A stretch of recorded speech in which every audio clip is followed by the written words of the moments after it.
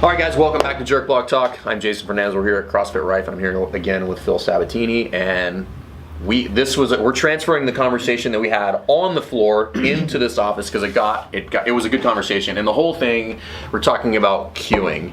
And I was listening to a podcast not too long ago. Like Chad Vaughn had the same conversation with somebody else and about service. Yeah, Service. Yeah, that's right. Yeah. And they're talking about cueing, and we'll put that podcast in the comments. And the premise is this: so there's a never-ending debate about like what's a good cue, and here's ultimately what I'm gonna tell you: there's no bad cue. Right. There's a wrong cue. There's no there's no wrong. There could be bad cues. Correct. There's no wrong cues, right? And ultimately, like, you should only be evaluating the cue by the result. Right? Like, did it fucking work? Right. Did I get what I wanted? And if so, then it was an effective cue. Right? So, go ahead. I mean, that's all they are. It's an instructional technique to deliver content that you're the coach, you have this knowledge and you're trying to transfer it into your lifters or into your athletes in any way. So how do you do that? And so if you have effective cues, it may be effective for one person, but at least you've transferred it into that person. Yeah. And I think that's an important piece, is that what works for that athlete, or if you're one of these people that has like one specific cue, that eventually you are going to fall short. Like, eventually that is not going to work. It's not going to work, and you're going to be screwed.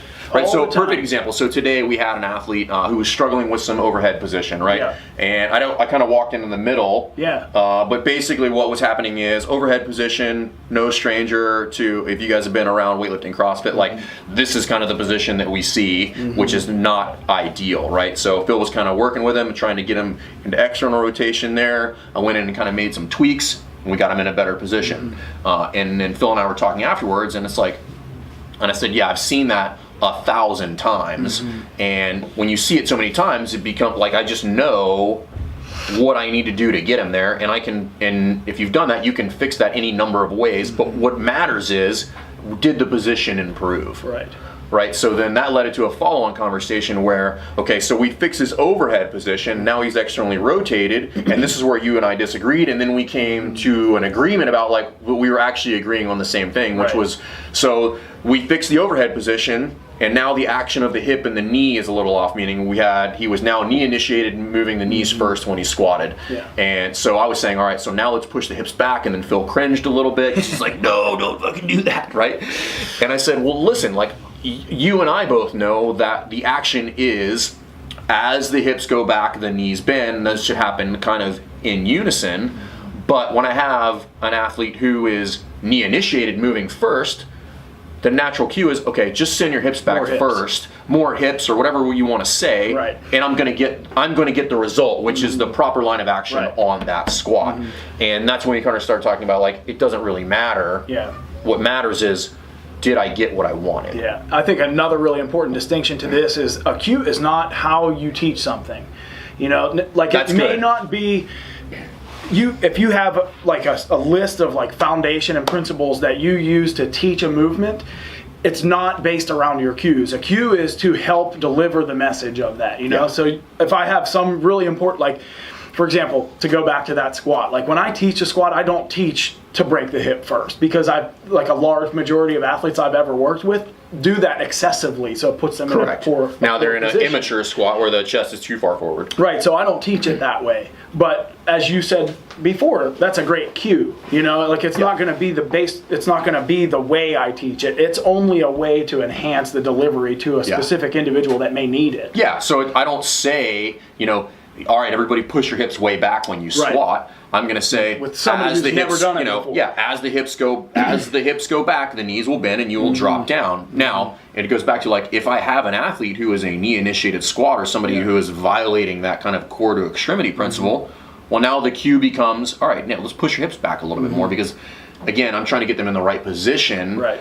But that cue is not how I would lead every instruction session. Like, it's just a way to get, it's a means to an end, and you shouldn't be married to any of those. Exactly. Well, I think that's a great point. Shouldn't be married to anything because it happens so many times with a large majority. Like, it may work for 85% or even 99%, but you're going to run into somebody who processes information differently. Maybe they're a visual learner. Maybe they learn differently. And that cue is not going to work. It's just not going to make sense. It happens all the time. In fact, with Jason's wife, Jess, so one of my favorite cues is to stay in your feet. So I like to talk about weight distribution in your feet throughout the lift. And I like to tell the athletes to feel pressure in their feet throughout the lift, so you can get maximal force into the ground. So one cue that I use is to stay into your feet. And she looks up at me and she goes, well, where else would it go?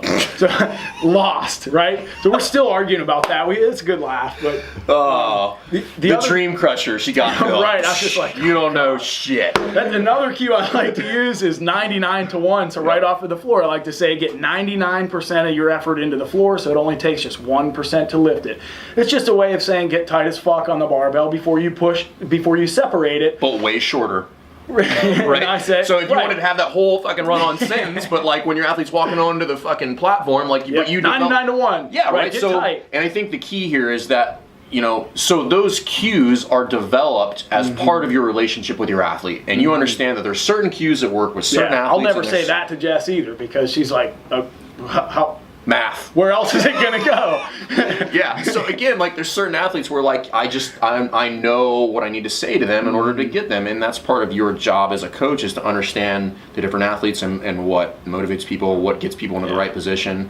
And this leads on to a whole other conversation about like your ability as a coach to use different types of cueing, not necessarily how you say things differently, but like visual, verbal, tactile, so like when we were working with Eric out there, we couldn't get him in the right position, so I physically put him in the right position. I literally put my hands on him, like, you're going to turn your arms this way and press up, and we got him where he wanted. Where we could have tried to explain that to him forever, and we would have never fucking gotten the result that we wanted to. So your ability to manage all of those and understand that, like, like a lot of people just, well, that's a stupid cue. Well, like, I don't know. Like, and I told you, like, if I tell you to wear a fucking top hat and then all of a sudden you clean a barbell better, like, well, then guess what? Like, I'm using that for you because it works. Yeah, wear a top hat. Like, I don't care. What I'm married to is the result, right? And that's actually part of our core principles here at CrossFit for Life is like, be married to results, not ideas. Like, we want to get to the end state in the most efficient means possible, and that applies to how you cue athletes as well. So it's like, stop, I don't want to say stop, but like understand that like you need to have as many of those tools as possible, and you need to be able to shift back and forth between those as fast as possible in order to get the result. Yeah, and you'll get that too. Just the more you work with different athletes of different ages and levels, you're just going to fill your vocabulary with different ways to say the same thing, well, it's just like that same thing with Eric. When you were working with him, and I could tell you were, it looked like you were kind of stuck. Like you were like, "Fuck, I know what I want," and I was like, "I've seen this 1,000 times." So I was like, "All right, we're gonna do that," and you're like, "Fuck, that's what we want." And I'm like, "Yeah, I've seen this before." So again, it's one of those things where like that's not the way. Right. But it got what we wanted, so cool, move it. Like I could do that to somebody else, and they're gonna still go back to this. Yeah, and then which is another thing. Like there's a time and a place for everything, because just because somebody says not to do that, like we know that excessive internal rotation there is not good. But there could be a time and a place for you to.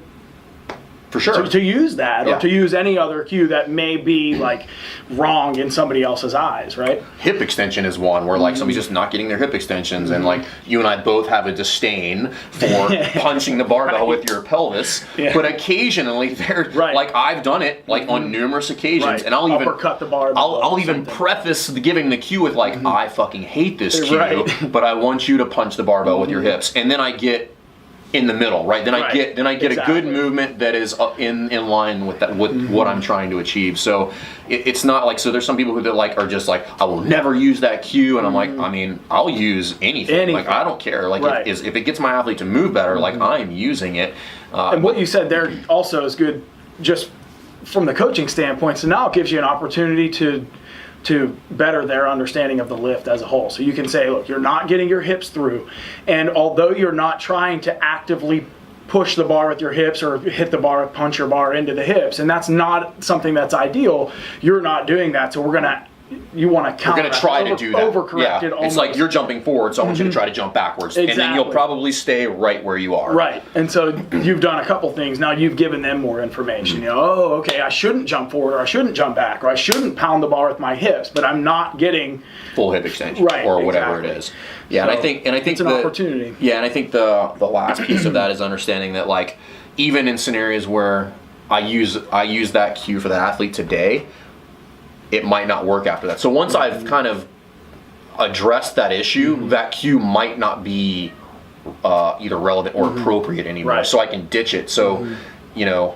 That does happen a lot. Yeah, you know, so we're just like, I start here to get what I want. I've been thinking this, and oh, it popped. Like that snatch, I finally felt what you were talking about. Then the next day, you're like, okay, remember.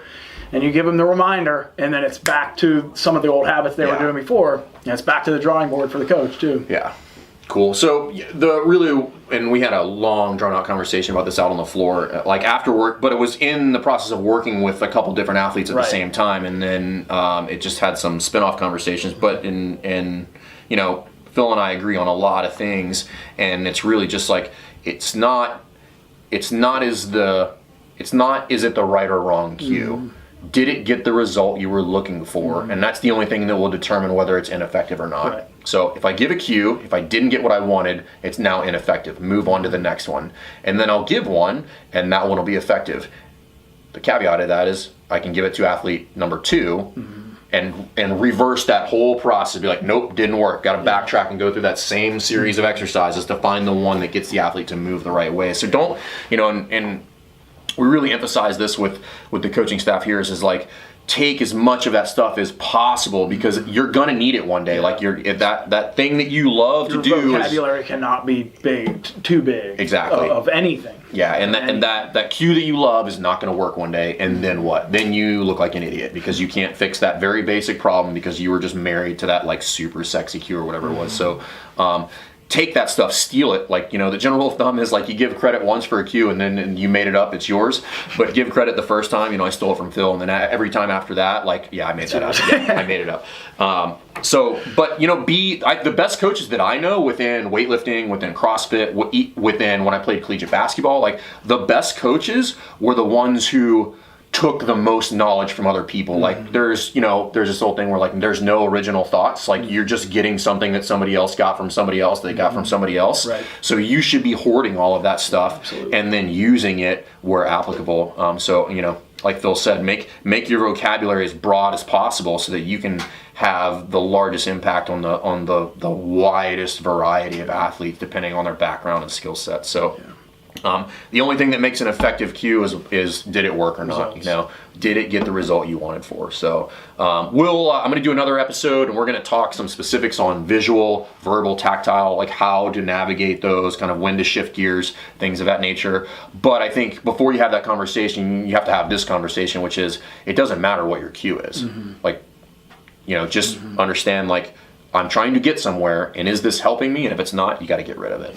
So if you guys have any questions, please put them in the comments. If you like this content, please subscribe to the YouTube channel.